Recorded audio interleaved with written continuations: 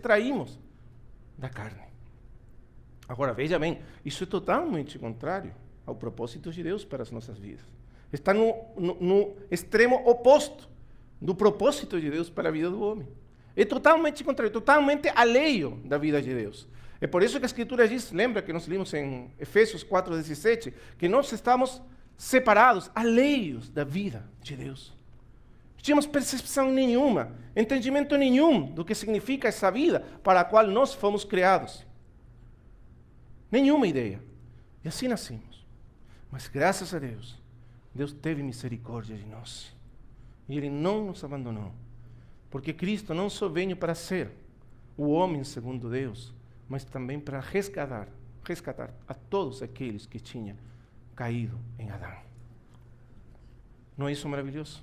A vida dele foi oferecida como uma ofrenda, uma oferta de pecado, por causa do pecado, para conseguir, para obter a nossa justificação, o nosso perdão, a nossa reconciliação com Deus. Então, a morte de Cristo é a morte que nos reconcilia com Deus. Na morte de Cristo nós fomos recebidos novamente por Deus, por causa do sacrifício do seu Filho. Mas não apenas isso. A morte de Cristo nos trouxe a vida que nós tínhamos perdido. Na sua morte, Ele nos deu a sua vida. Nossos pecados foram colocados sobre Ele e a justiça dEle foi colocada sobre nós. Nossa morte foi colocada sobre Ele e a vida dEle nos foi dada, nos foi comunicada. É aquilo que Martinho Lutero chamou aquela troca maravilhosa. A troca maravilhosa. Ó Senhor, eu sou o teu pecado, a tua morte e a tua condenação.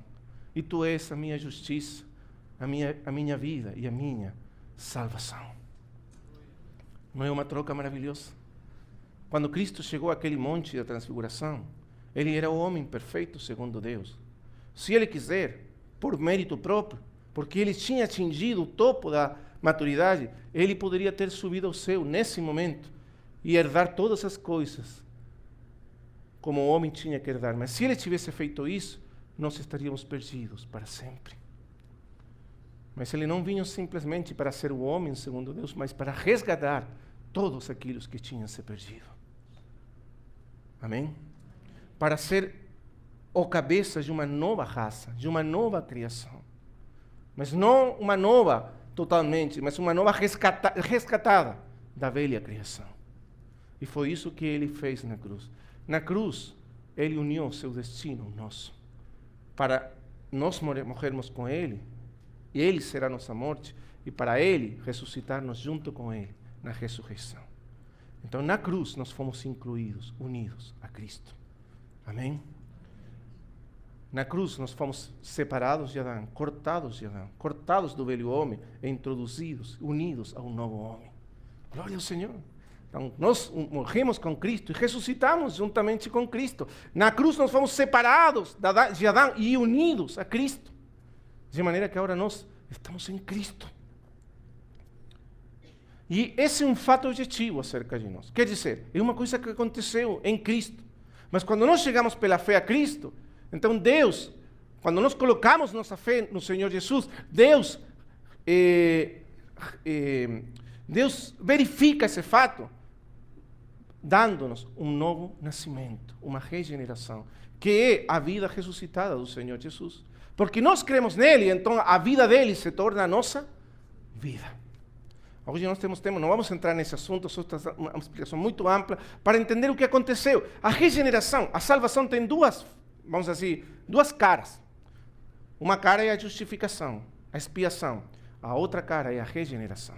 A justificação, o perdão dos pecados, a reconciliação, é o fundamento da regeneração. Porque agora os pecados, que eram a causa da nossa morte e condenação, e nos separavam de Deus, foram justificados. Então agora o Espírito de Deus vem a nos dar vida. Que vida? A vida do Senhor ressuscitado, a vida dele. Porque na cruz nós fomos unidos com Cristo na morte e na ressurreição. Não é isso maravilhoso? E Ele nos dá a vida de Cristo ressuscitado. Ele nos une experimentalmente a Cristo. A nossa união com Cristo, então, é uma união legal, orgânica e experimental, real, pelo Espírito Santo de Deus. O espírito humano, que estava morto, que tinha perdido a sua função desde o princípio, é renovado, é regenerado, é ressuscitado pelo poder de Cristo, pelo poder do Espírito Santo. E então o espírito humano começa novamente a funcionar com aquelas funções que Deus colocou no espírito humano no princípio.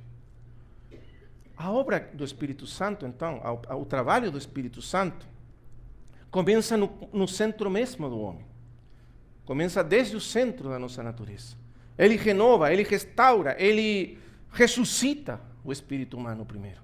Aquele espírito que estava morto por causa do pecado, esse espírito agora é renovado, é ressuscitado. É isso que a Escritura chama a regeneração, um novo nascimento. O espírito entrando no espírito humano e renovando o espírito humano. Ressuscitando o espírito humano e se unindo com o espírito humano para ser apenas uma coisa com o espírito do homem. Aquele que se une ao Senhor é um espírito com Ele.